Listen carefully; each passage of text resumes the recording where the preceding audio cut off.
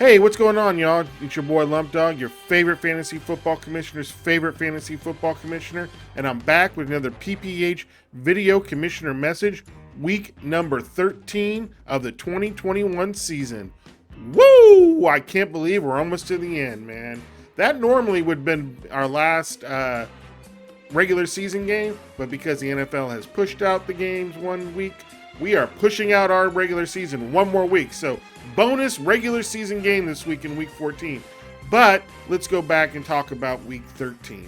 So what happened in the PPH? Well, we had your boy Foster blow up on Sunday because he says that me and Duke were colluding.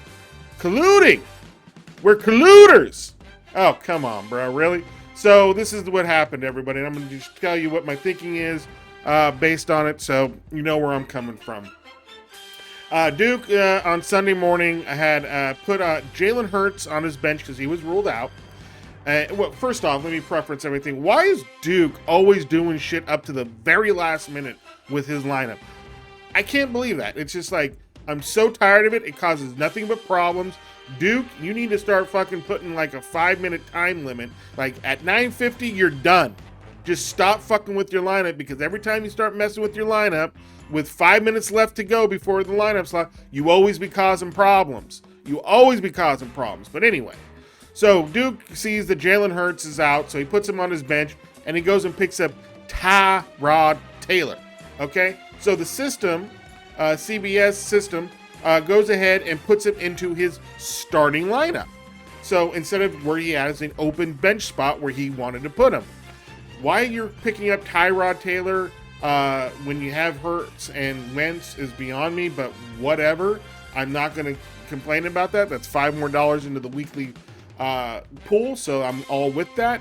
But anyway, it ends up, he does it so last minute, like 9:54 in the morning. It turns out it puts it in the starting lineup, and by the time he goes back and refreshes the page, he's on lockdown. So Tyrod, he now has an illegal lineup because he has Carson Wentz starting and Tyrod Taylor, 2 quarterbacks. So he calls me immediately at like 9:55. He calls me, I'm doing this, and I'm putting Hurts in, and it must have timed out on me before I could get it back over there, but now it's locked out. Can you fix it for me? And I say, oh, okay, I see that. Yeah, I see your moves. Okay, yep. You looks like you got a little screw there. It's before 10 o'clock in the morning. No game is kicked off. Not telling me not to ask me to put him in after the games have started or anything. So I'm like, yeah, sure. Let's go ahead and fix that for you, Duke. Supposedly that's collusion. Collusion between me and Duke. So Duke Foster thinks that Duke calls me up and goes, hey, Lum, what I'm going to do is I'm going to pick up Tyrod Taylor with as little time left as possible. It's going to lock him into my lineup, and then I'm going to ask you immediately to go ahead and change him out, because that's going to get Foster pissed off, and that's going to be collusion. Let's do it. And I'm like, okay, let's do it, Duke. That sounds like a great plan. Fun for me. Come on, bro. Really? So my thinking is, are we really in a money league like we are, a big money league like we are? Well, big money to me, maybe some chump change to you guys, but big money league to me. And are we really going to screw people over giving free wins and forfeits with 0 points because the system put some guy into your lineup and you're calling the commish well before any games have kicked off to change it out for you? I'm not allowed to fix that. So I fixed it. Again, if you guys don't want these things, I have written in the Constitution, which, by the way, I agree with you guys. The Constitution is poorly written. It's written for me to understand it and not for everybody else to understand it. But that's part of the rules meeting thing I'm going to do this year is we're going to go over it with a fine-tooth comb. We're going to do a rewrite on it so everything makes sense to everybody. And we're going to start dating shit so we can know back, oh, yeah, that was back when in the 2021 season that we put that rule in. Like Foster was smart enough or savvy enough to propose a rule back in the day that the commish could not lock off anybody out of any circumstance off the message board whatsoever. So that's in the Constitution. I can't lock anybody off the message board for any reason whatsoever. So if you guys don't want me to be able to change lineups after lineups have locked when in certain situations like this, and again, it's not any situation, I agree. If Duke was in there messing with his lineup, like he already had Tyrod Taylor, and he's in there starting him and putting him out or this and that, and then it locks on him, I'm feeling like, okay, you shouldn't be fucking with your lineup that close to lineup locks, and it can that's a forfeit because when you're putting in somebody, you have the ability to take somebody and put them on your bench all in the same transaction. You don't have to do it in separate transactions. You can do it all at the same time. I'm putting this guy in, I'm putting that guy out, I'm putting this guy in IR, I'm moving this guy up, whatever. You can do it all then. So that's a different situation and different scenario. So again, he was doing it because the system picked him up, put him in his starting lineup. He obviously wasn't going to start two quarterbacks. I put Tyrod back on his bench, making his lineup thing, and Foster wants to go ahead and go off the rails about a collusion. It was collusion. And how I'm so mind fucked by that. Again, I don't think we're in that strict of a league that we can't fix those things, especially before any game is kicked off. If you guys want to put in a rule, a 5-minute grace period rule, that's fine. I don't mind that. I don't mind if you want to take it away from me. That's fine too. But again, at the bottom of the Constitution, this goes for everything, and we're keeping this no matter what. If there's any issue in the league, because we can't come up with a rule for every situation, every problem, and every thing that might happen in the league. So some things are going to have to be left to the discretion of the commish and what's best for the league, right? And what's best for the rules. I think I've proven I'm not a selfish person. I think I've proven that I always have the league's best interest at heart. I did that last year with 1002. I paid the fine and, admitted my wrongdoing on that. So there you go with that. So I've proven myself to show that when things come down to it, I'm going to try to make the best decisions I can for the league. Now, there are some times in the past and far past that I've made some bad decisions, and I'm willing to own those up and take personal responsibility at, aka CoinGate. I should have never let that happen. I should have stuck to my guns and said, nope, there is no coin flip. Tardo is the higher seed. He wins, he moves on.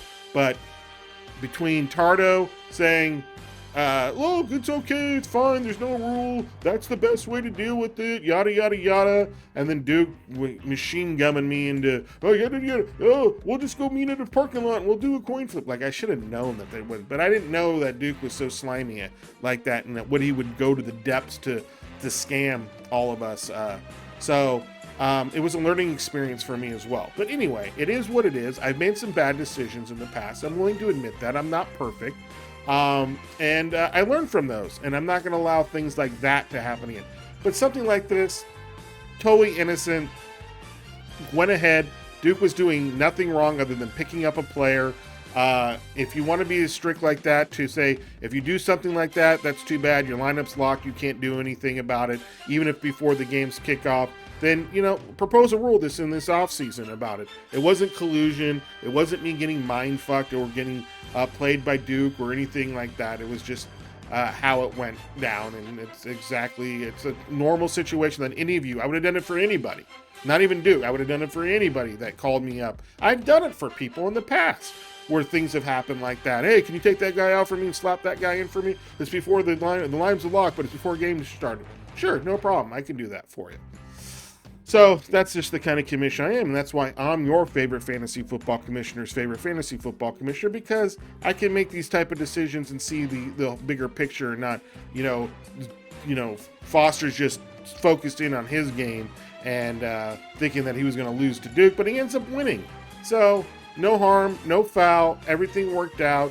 We'll deal with it in the offseason in the commish message, or in the rules meeting, which, by the way, we have set the pizza party award ceremony date, which is January 30th. It's a Sunday at 6 p.m. Pizzeria Classico, Folsom, California.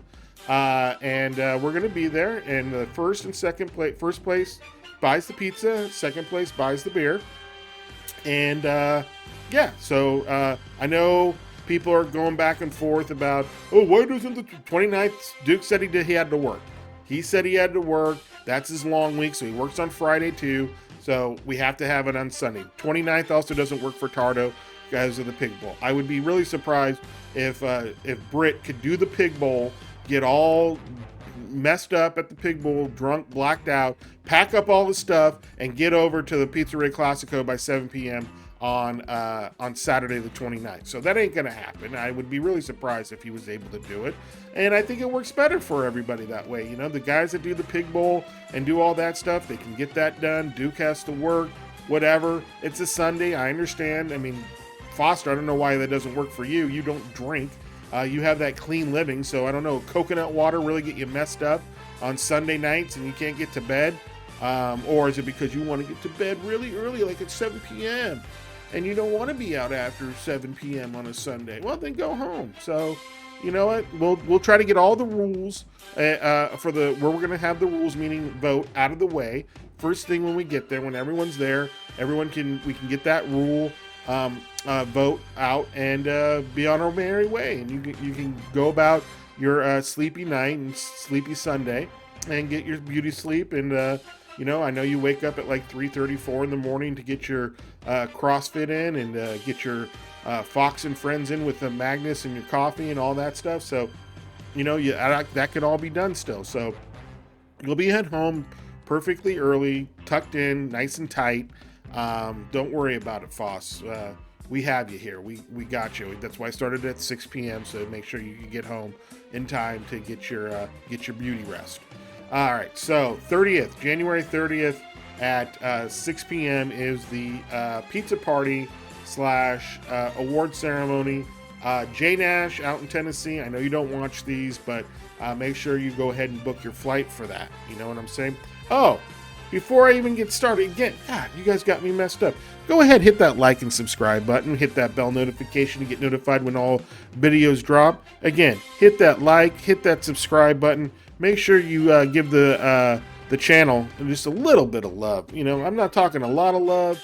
I'm just talking about a little love, you know, with that like, subscribe, and thumbs up. You know, because more thumbs up gets pushed out to more people who might be searching fantasy football leagues and want to know what's going on in the PPH. See the Commish melt down on camera, get upset at you guys, you know, talk about how he loves you guys, talk about the pizza party, talk about issues like lineup locks or like bringing us back to inactive players being started. And I was going to give Jimmy part of this message a heartfelt and sincere apology, but today in the message you said no need. So because I picked up the tab over at the Players on Thursday night for his tequila shot, so no need. Right on, Jimmy. Thank you. Broke bread with you, like you said. I'm a reasonable guy. I'm not so stubborn and strong-headed that I can't be reasoned with. So if you have any problems with me, you know, come see me, get me out. We can talk, and obviously, if someone like me and Jimmy can come to an understanding, I think I can come to an understanding with anybody. I mean, Jimmy is that's like the most opposite person of me as possible. So if I'm able to come to a understanding with that guy, why I can come to an understanding with anybody within the league. So again, make sure you're going ahead and getting those heartfelt, sincere apologies out if you need to. So I don't need to. No need. I picked up a round of tequila shots, and me and Jimmy see eye to eye now. So right on, Jimmy. You're back in the PPH next year. We got Britt back. The gang's all back next year. No excuses. We'll vote on where the rules meeting is at the pizza party, whether that's in Bozeman, Pigeon Forge, Vegas, or local.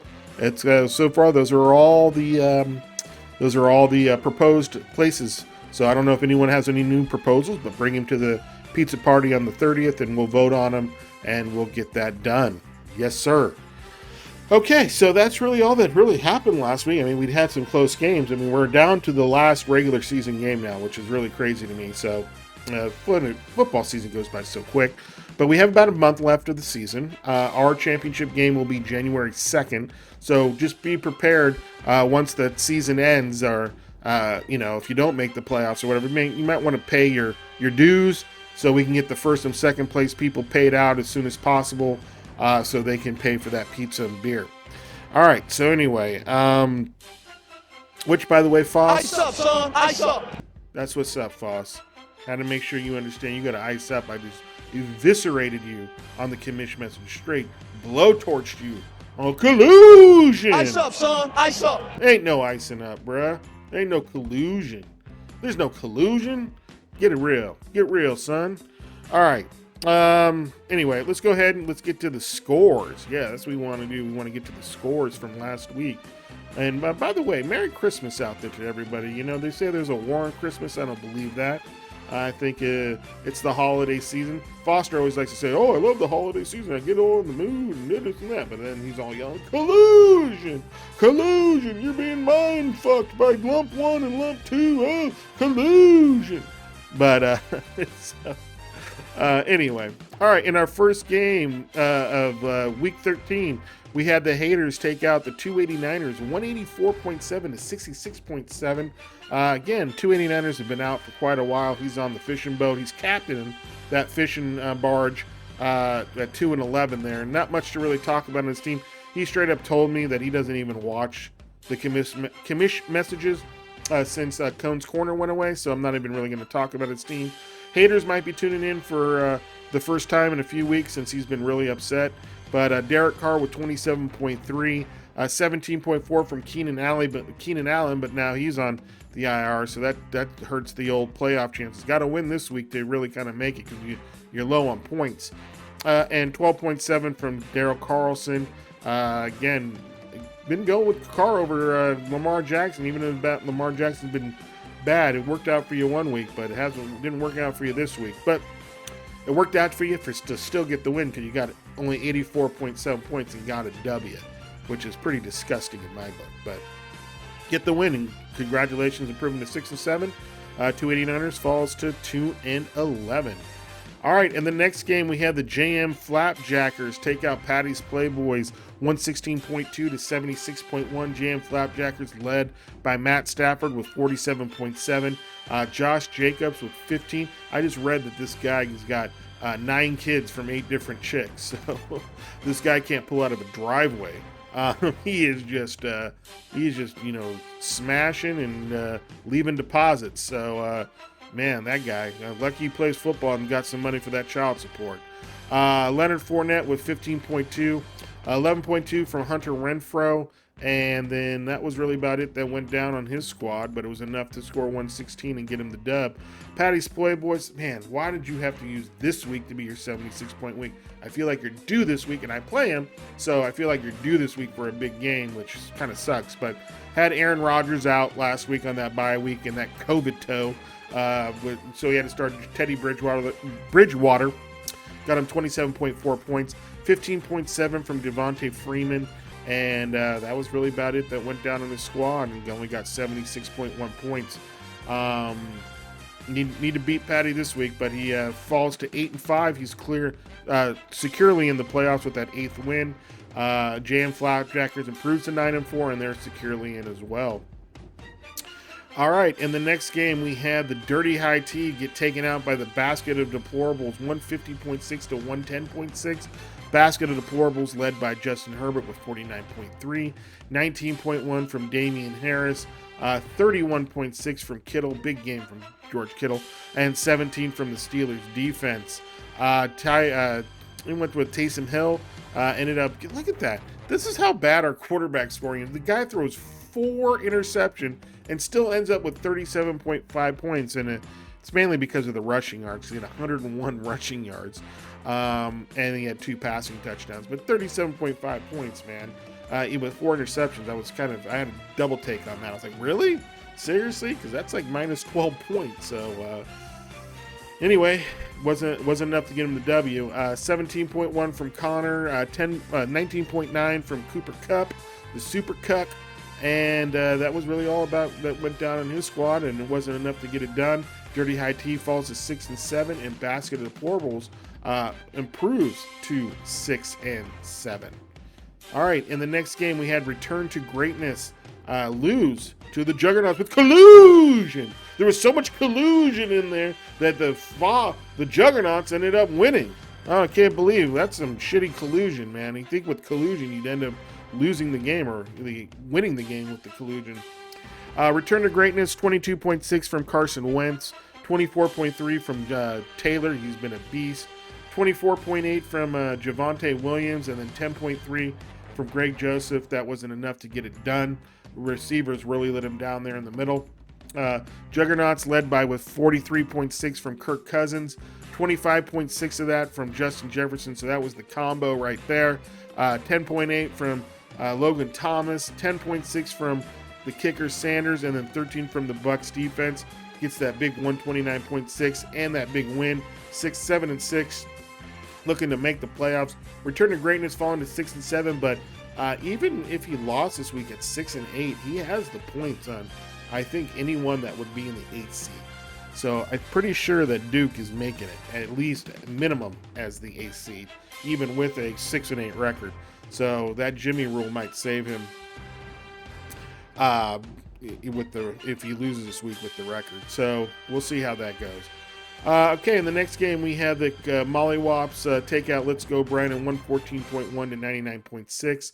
Dak Prescott on Let's Go Brandon with 26.8, 13.4 from Pollard, 12.2 from Lamb, 15.2 from Miles Sanders, 11.9 from Zerline, and 12 from the Vikings D. Couldn't break 100 though, so that's Jacoby Myers really let him down there with the with only 3 passes coming from Mac Jones, and none of them went to Myers, or at least didn't catch any.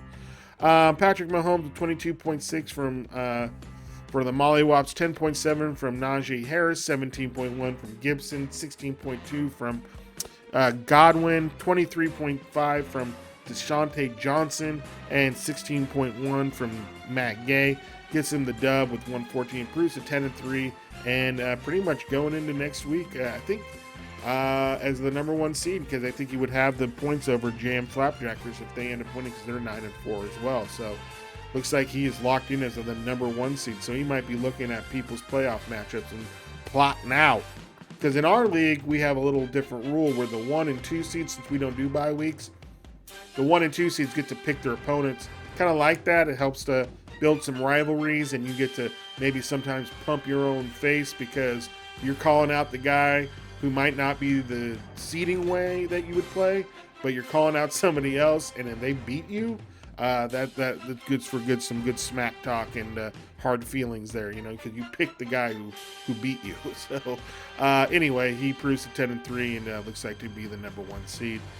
In the next game, we had Rick and Morty's TDs take out Just My Luck 113.1 to 90. Josh Allen in that windy game couldn't get really much done with only 21.4. Oh, only 0.4. If you wouldn't have gotten those 4 extra yards, you would have had the bonus and would have ended up winning, but couldn't get it done. 20.1 from David Montgomery, and then 12.1 from Butker, and 24 from the Colts defense. Wasn't enough to get it done from our reigning champ, Brent. Ends up falling to 6-7. Rick and Morty's TDs, 42.2 from Kyler Murray, 17.8 from Gronkowski, and 17 from the Niners defense. Was enough to get him over the hump there with 113.1, get him the win, and improved to 7-6. And in the last game here, we got your boy taking out the Brewdogs, 136.1 to 125.6. Really can't believe I won this game. I knew Brady was going to go off. For me to be able to put up enough points to beat that, needed some other things to happen for me, and we'll go down in here. 57.8 from Brady. Eckler with 10.4. He had 2 lost fumbles, so that's one thing that went around well for me. 19.9 from Sony Michel. I knew that was going to happen too. I called it last week with Darrell Henderson out that Michel was going to put it up against Jacksonville. 12.8 from Tyler Lockett. And then this is where really everything went my way. Only 2 points from Hilton, 1 from Ertz, and then 0 from Thielen. He got injured in the first quarter, so him going out was huge. Because he got 18 from the Cardinals defense, which pretty much kept pace with the Cowboys defense from last Thursday. I thought it felt good after Thursday with 22 from the Cowboys, and but didn't gain many points from that because Cardinals kept up pretty well with 18. Got 33.6 from Burrow. The Hall of Famer really hasn't been the Hall of Famer since I picked him up, but enough to get the dub. 18.4 from Alexander Madison, 14.4 from Elijah Mitchell, injured again, 10.1 from Van Jefferson, and then 20.8 from T. Higgins. and then 22 from the Cowboys defense. Won my last 2. Need to win to get in. Voice Patty's Playboy. So let's go ahead. I improved to 7-6. Let's take a look at this week's matchups. I know people don't have all their lineup set, but I just again want to look at some of the matchups for this week and see how playoff seeding might work. So again, here we go in that first matchup. I'm only a slight favorite with 52% at 7-6, playing Patty's Playboys at 8-5. Just got to hope Rodgers can keep the Bears can keep him under control a little bit, and we'll see how it goes. I think I'm running with Tannehill. I don't quite know yet because Burrow got that messed up pinky. He plays my Niners. The Niners secondary is probably their weak point, and so they might be passing the ball a lot. Just don't know if the game script will go for Burrow's way because the Niners do hold on to the ball when things are going well and they're running the ball well. So this is a hard decision for me to start Tannehill or Burrow because Tannehill's playing Jacksonville at home coming off a bye, and he gets Julio Jones back. So hard decision. We'll see where I land, by the end of the week. But right now, I need to win this matchup pretty bad to get in because I do not have a lot of points. In the next matchup, we had the return to greatness playing the Brewdogs at 6-17 versus 7-16. Kind of need Duke to beat Dareboy, but we'll see. Dareboy needs the win to lock in his spot into the playoffs, so this should be a good matchup. Duke here is the 62% favorite, even with Roethlisberger on Thursday night against Minnesota in Minnesota. So at least you don't have to worry about any type of weather there. Hilton was 0, so he's still. Dareboy hasn't set his lineup yet, so he will by the end of the week. So that's a pretty big matchup there at 6-7 and 7-16 facing each other. One of them is going to lose there. Another big matchup here: Basket Deplorable versus the Hater. Both 6-7, both needing a win to get themselves into the playoff postseason. So really big matchup between these two to see who can win and maybe sneak into the playoffs. In the next game, we have Rick and Morty's TDs versus these two are man crush lovers too, Jay Nash and Tardo. So they're just going to kiss all each other. Looks like Tardo's throwing the game right now for him. Doesn't have his lineup set at all. Still got people with buys in and everything. So Jay Nash is a guy with a bye weekend. So yeah, we'll see how this one turns out. 2-11. I do need Tardo to beat Jay Nash. That would be good for me. Need him to go to 7-7 and not 8-6. So we'll see how that gun goes out, but that's another good game. Just to see if Tardo can get more than 2 wins this year. All right, in the next game here, we have the Juggernauts. Oh, hello. What do we got popping up? Okay, here we go. Next game, we have the Juggernauts taking on the Dirty High T. 7-6 versus 6-7. Dirty High T really needs this W to get himself into the playoff mix. It'll come down to points for him, but look at the Juggernauts at 7-6. This guy started off 0-4. Okay, so he's pulled himself off the mat and put himself into contention here, and dealt with some major injuries. Lost Derrick Henry, after 4 or 5 games there. Lost Baltimore running back. What's his name? Gus. Yeah, Gus something. I forget the last name, missing me. But Gus lost him at the beginning of the season, which was going to be his number 2 running back. So he's fought his way and ended up coming pretty strong here at the end of the season. But he's worried about collusion. Collusion. It's all about collusion. Yeah, Voss and Duck, in it to win it here. Big game against the other Cone team, Cone and Staines. Oh, we need to say goodbye to Cone, too, after next week's.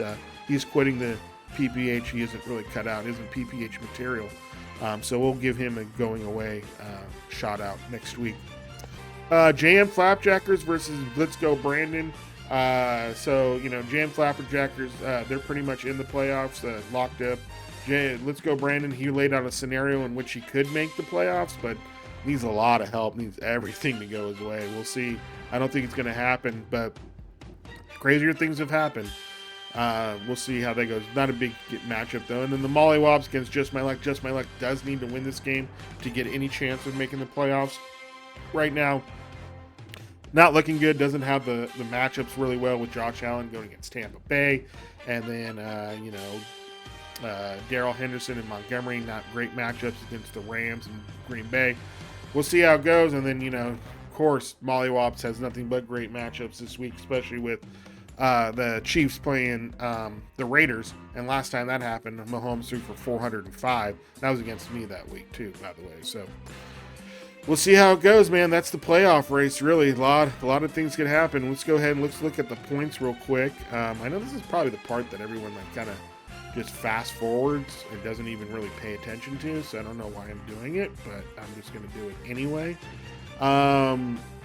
So here are the points for. Let's put this into numerical order. So Return to Greatness, like I said, number 1 point scorer. So even if he loses as the Jimmy rule, he should still have the points over anyone else that would be in the 8th seed. So he's going to make it, win or lose. Mollywops with 1623.5. Juggernauts with 1544.2. Brewdogs with 1540. That's pretty close there. 1518 by Rick and Morty's TDs, 1501 by Just My Luck, Basket of Deplorables with 1491, Dirty High Tea 1489.7, and then there I am at 1461. So I gotta try to outscore. I gotta win. If I win, I'm in. But if I don't, I need to try to outscore some of these other teams right in this area right here. So I need to try to get above Dirty High Tea and get above Basket of Deplorables. I need about a 30, outscore them by 30. So I need a big week. I need a real big week to make that happen. Look at Jam Flapjackers with a 9-5 record, but they're 1440. So it's pretty bad, man. Pretty bad. Pretty bad. Look at, man, my defense has been awful. 1607 scored against me. Has anyone else had 1600 points scored against them? Let's take a look real quick. No. Oh, wait, no. 289ers, only other one. Yeah, we've been playing some horrible defense.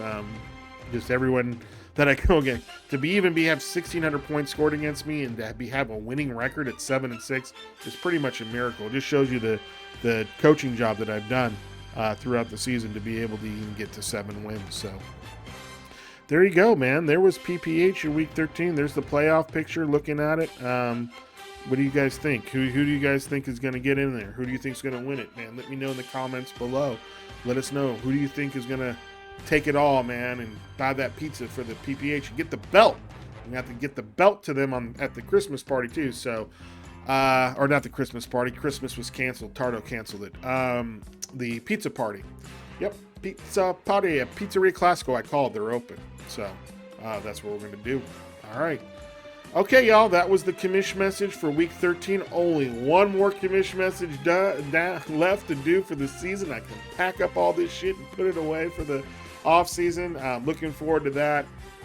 Really ready to get done with these. We're going to do something special. Not too special, but at least give Cone a goodbye shout out on the last Commish message of the year. You'll have to tune in to the first Commish message of next year, or maybe an off-season message to see who ended up winning it. Last year was Brent, and he hasn't really done dick with the belt. Nothing cool, no cool pictures. He owns a barbershop, could have it put up on the wall there or something, but no, doesn't do anything because he's I don't need all the attaboys, and how about that, and that got you. And I keep telling him, it's not about you, really. I know you're the champ, but it's not about you. It's about the league.